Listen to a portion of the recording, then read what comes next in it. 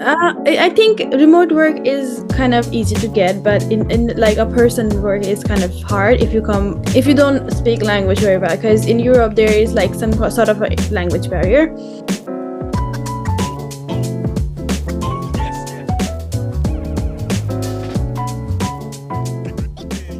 All right. So hello, Dipisha. Welcome to the interview or this call. And again, thank you for joining Passivae and taking that first step in changing the future of recruitment. So we've practically caught up somewhat a while ago. So to start with, why don't you give a short introduction of yourself, like who you are, where you are right now, and your work experience? Okay, my name is Dipisha Kalura, and I'm currently living in Finland, Helsinki. And I had been working in the field of hiring an administrative assistant. I started my work as a personal assistant, but gradually then I moved to more to administrative work. And right now I'm doing my internship with English language and literature as an hiring an administrative. I started as a hiring and administrative assistant, and currently I had been promoted a month ago for assistant manager. And yeah, that's my professional life. Apart from that, my hobbies, I like writing and reading. I have recently published my own website in which I publish my own writing stuff. Like I have wrote a book which is like a poetry book. So yeah, so that is like one of my hobbies, or like one of the things that I like to do apart from my. Why wouldn't you take the time to just share more about your field of expertise and the skills that you're using? Because basically, being an admin assistant has a broad range of skills, right? So, what are some of the skills that you have been using in this industry?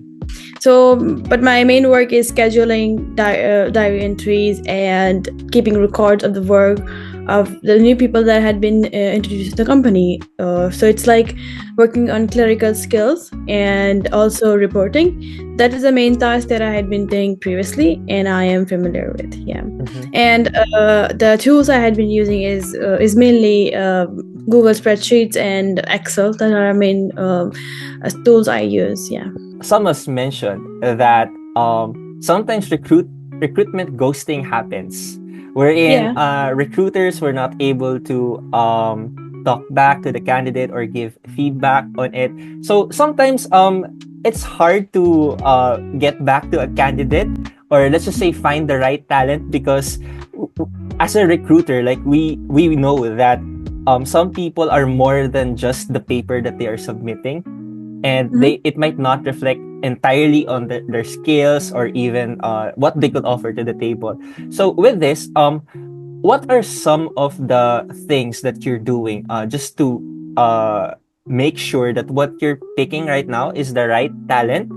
And sometimes it's recruitment ghosting happens, right? So have you had any experience regarding on that as well? For the ghosting part, like I think if you are like I know it's a busy thing to review hundreds and thousands of CVs and then interviews.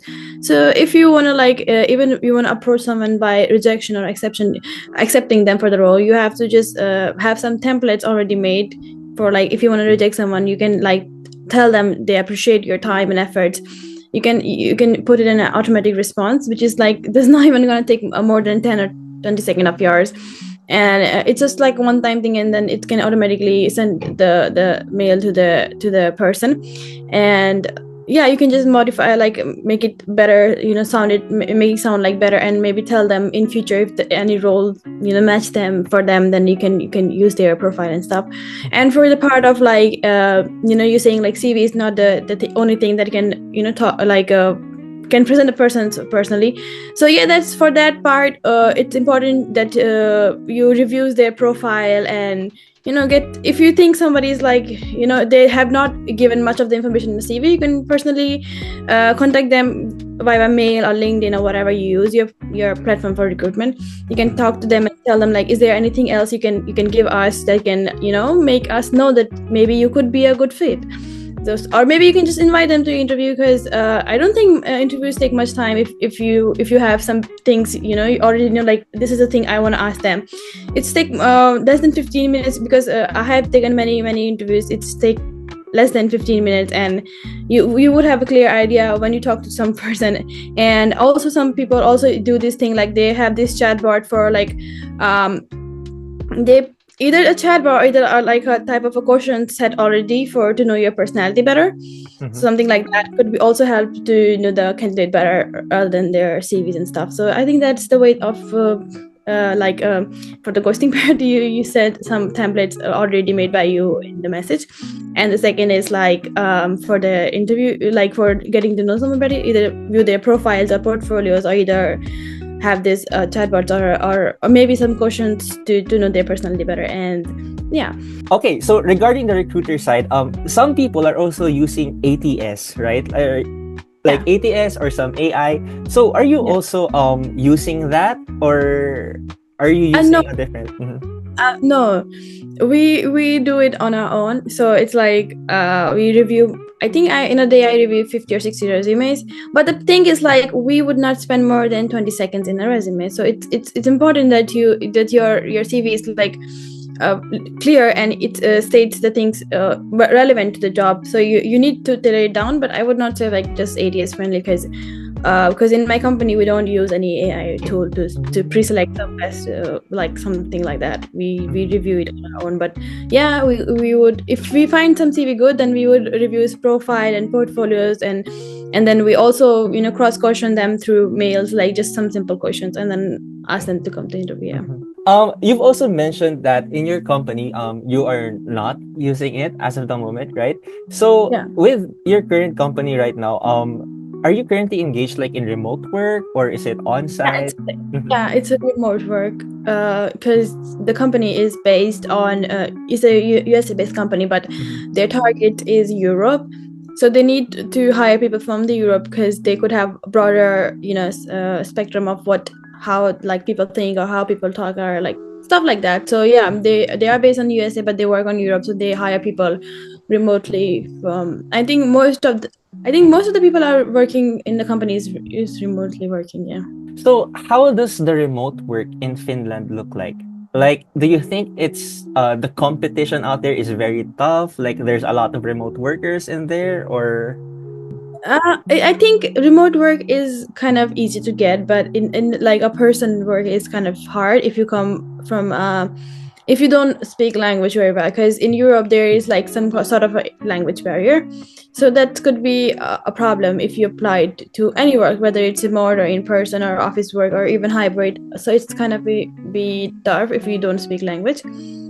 And yeah, in some places the language could even be like better than if you have the same skills, but a person speak European language, like the language of the country, then yeah, they would have more preference to be chosen. And yeah, that's the one thing I think. And other than that, I think if you could manage the time differences, because if everybody is like from an international background, everybody is from different country, then you should have like this idea of like how this like time zones difference between you and your colleagues. So it could be one other challenge for you. Yeah.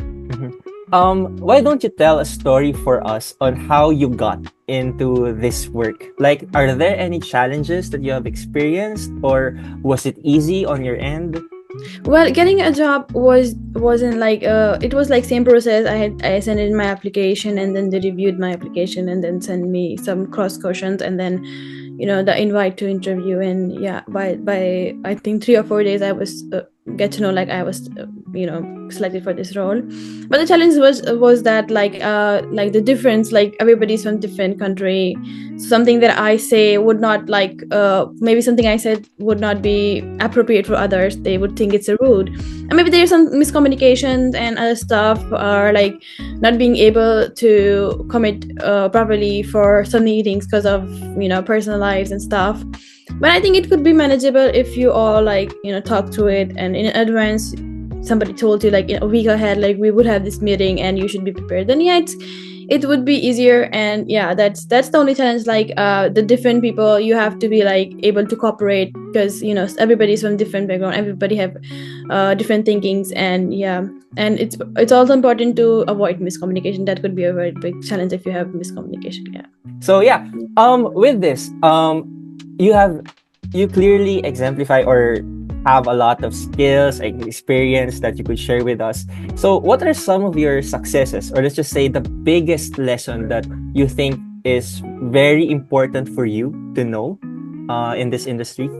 Well, I think before you sign up with any company, you should have good knowledge about the company, because once you work with them, and some companies say like they would offer you, and then they keep on delaying and delaying. So it's better to review their previous colleagues, previous workers reviews, like what's their reviews, what was their reason to leave the company. Because sometimes a company do say like they would give you raise or something like compensation or something like that in future if you work very well, but when it's time, they did not do that, or did not even promote you, like seeing your skills. They would say like initially we are hiring for this role, and as you grow further or work better, you would get like this, you would get a better role or like get promoted. So yeah, it's important to you do that. So yeah, I hadn't done that. So there was this company I was working remotely, and they were like, you have to like I was starting as an internship, and I told them I already done my internship. I don't want to do internship. So they told me like, yeah, it's okay. You can start as 4 month internship, and then gradually we would put you like a role or job type of thing, like full time employment. And then I did 4 months, and then they were like, no, and they also made me sign this contract that said that they could fire me for any reason. That is, I don't think good. So you should make sure that you read every agreement that they make you sign, because if they mention thing like that, we can fire you for any reason, that is so toxic and not good. So I think anyone who is going to work, they should read all the document they are making you sign before just blindfoldly signing it out. Moving forward, there's a clear trend right now that some people are saying that AI is taking over, or technology basically would be integrated with a lot of jobs. So with this, what are some of the things that you're looking to achieve with your career, considering that AI would be here to aid us? So would you plan to upskill, or is there something that you would like to do? I think it's important, like now we know like importance of like first we used to use like nobody have thought like working from home could be possible, but now it is. So I think everybody should focus on at least learning some of the computer skills, because if you don't, then it would be very hard. But keeping like AI gonna eat a lot of work. Like they say, like being a recruiter gonna be like ended by AI, but I don't think that could be happen. Even like when you take this personality test made by some AIs and stuff, I don't think they give you like very good reviews on it, because I had personally given that, and then I realized it's not really true. Because like if you take somebody's personality test and say like for example, they say like this person is not very good for emotionally tasks, like maybe for customer service, but when you talk to them in person or like in a video call, virtual call, then it's totally different. They have really good communication, really good emotional intelligence. So I think somewhere it's not very true, I would say. But yeah, it's very important that nowadays you should have at least some of the skills, like software skills, some of it. I would not say like high tech or something, but like some of it would be good for just in case. If there's any advice that you would like to give to the next generation of recruiters, based on the experience that you have, what advice would it be? First of all, like many people, like if somebody approach you or like want to know like better about the role, don't neglect them, don't oversee them. You should like give them, even if I know it's a busy, and you can just let them know, because I don't think nobody have like, if somebody is like highly interested, you should also be able to tell them like, okay, this is like that and that. Maybe it's gonna take time, but I think maybe you could find someone good, because you never know, right? And I have seen many recruiters like neglect and also be late for like interview. They would say like be on time this, and they would like 5 or 10 minutes late. That is really bad. I think as even being a recruiter, you should be on time. If you expect like whoever you're interviewing should be on time, because imagine the roles are reversed, and it would be like you would think like they're not good, they don't have good time management. So what impact you are putting on them by being same position?